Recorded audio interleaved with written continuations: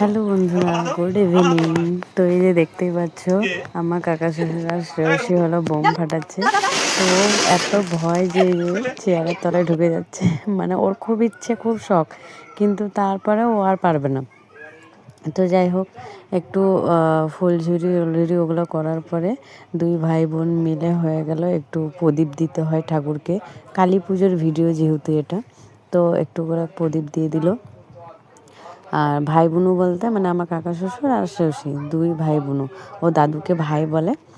তো এই যে তারপরে ওই যে 4টে মুখে বলা প্রদীপ দিতে হয় বলে মেন দরজাতে। তো আমরা প্রথমবার আছি, তো বাড়িতে যেহেতু কোনো ছেলে মানুষ নেই, আর আমার শ্বশুরবাড়ির নিয়ম হলো প্রদীপগুলো ছেলে মানুষকে দিতে হয়, মানে ছেলে মানুষের হাত দিয়ে দিতে হয়। তো যেহেতু শ্রেয়সীর পাপা এখানে নেই আর কাকা শ্বশুর আছে, তাই কাকা শ্বশুরে দিল। প্রতি বছর থাকেন না উনি, যে যখন থাকে তখন। আর নিশান্ত যেহেতু এবারই ছেলে না, ওটা ননদের ছেলে, মানে ওর গোত্র আলাদা হয়ে গেছে। আর শ্রেয়সীও দিতে পারে যেহেতু ওর বাবার ঘরে। তারপর আবার একটু খেলাধুলা করে নিল দুই ভাই বোন। আর আমার ছোটো ননদের পাড়াতে একটা পুজো হয়, সেটা ওরাই পুজো টুজো করে। তো এই যে আমি আর সে আবার চলে এসেছি, মানে ও খালি পরপর জামা প্যান্ট চেঞ্জ করতেই থাকছে, একটার পর একটা, একটার পর একটা। তো ওই যে হয় না, বাচ্চাদেরই পুজো বা বাচ্চাদেরই দিন, এরকম একটা ব্যাপার। তো অবশেষে ঠাকুরকে বরণ করে মন্দিরে ঢোকানো হলো, এবার পুজো চালু হবে। তো আমার বেশ ভালোই লাগছে এরকম, মানে সবার সাথে আছি, সব কিছুতেই থাকতে পারছি। মানে এই বছরটা সত্যিই খুব ভালো কাটলো আর কি, খুবই ভালো লাগলো। এবার থেকে তো থাকবোই এখানে, তো একসাথেই সব কিছু হবে। এত বছর যে বম্বে থাকতাম কি না, মানে খুব মিস করতাম, খুবই মিস করতাম। তো মনে হচ্ছে যেন যে 7 বছরের জিনিসটা এইবারে মানে একবারেই করে ফেলছি। তো আমি বোম নিয়ে এসেছিলাম, তো ওই যে শ্রেয়সী তো ফাটাতে পারছে না, তো শ্রেয়সীকে দেখাচ্ছে ওর দাদারা, আর ও সেতেই খুশি হচ্ছে, হাততালি দিচ্ছে, নাচ করছে, মানে ওইটাতেই ও খুশি। তারপরে এখানে ওর ভাইও এসেছিলো, তারপর ও পারছে না ফোটাতে আর ও খুশি হচ্ছে। তাও বলছি যে হাত ধরে করো বা কিছু, ও সেটাও পারছে না। আর ওকে কি বলবো, আমি তো নিজেই পারি না, তাও এই বছরে আমি অনেক বোম ফাটিয়েছি নিজে নিজেই। হ্যাঁ, তো একটু ঘরে আসলাম, যেহেতু বাড়িটা ননদের বাড়ির থেকে কাছে আমাদের। একটু গোপালকেও একটু দুলিয়ে দিলাম, গোপাল বাড়িতে একা একা ছিল।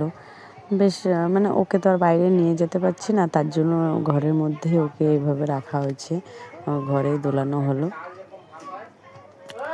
তো এই যে আমি পরে আর কি, পরে দেখছিলাম যে কতটা কি মানে তেল টেল আছে, তাহলে আবার তেল দিতে হবে বা কিছু, তো সেগুলোই দেখছিলাম। তো দেখছি যে অনেকক্ষণ জ্বলেছে, তো এবার বন্ধ হয়ে যাবে আর কি, সব নিভে যাবে। তো অনেকক্ষণ ধরেই মানে অনেকটা করে তেল ঘি মানে দেওয়া হয়েছিল। এবার ওরা তো আর কতক্ষণ জ্বলবে, বেশ ভালোই লাগে না এরকম, পুরো ঘর বাড়ি অন্ধকার, একদম প্রদীপ আর মোমবাতির ইয়েতে আলোকিত হয়।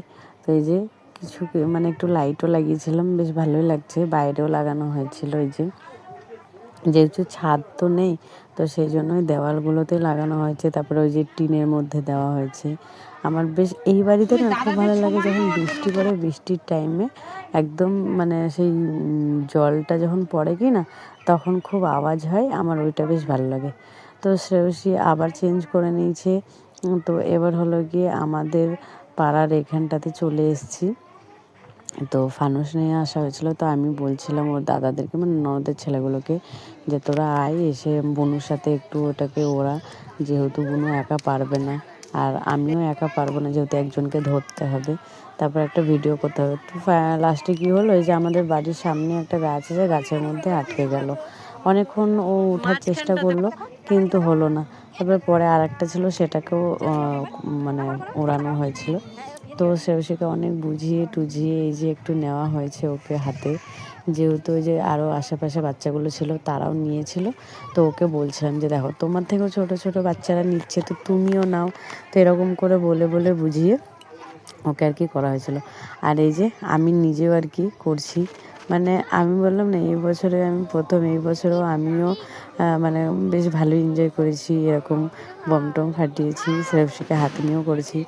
আর ওর পাপা যেহেতু আসতে পারেনি, তার জন্য আমরা ওকেও খুব মিস করছি। দুর্গা পুজোতে ছুটি পেয়েছিলো বলে কালী পুজোতে ছুটি পাইনি, তবে ভাইফোঁটার দিনে আসবে। কারণ কালী পুজোর দিনে আসলে পরে আবার ভাইফোঁটাতে ছুটিটা পাবে না, মানে ও আসলে একদিনের ছুটি, 2 দিন ছুটি পায় না। তো সেই জন্য আমরা বললাম ঠিক আছে। তো ওই যে চটপটি যে মোমোগুলো হয়, পমপমগুলো, ওইগুলো শ্রেয়সীকে দিয়েছিলাম। ওর মারার স্টাইলটাই আলাদা, যে খালি পা উঠাবে আর লাফাবে, মানে হাতটা যে উঠছে ও পাটাকে উঠাচ্ছে। তো আর কি, এটাই হলো।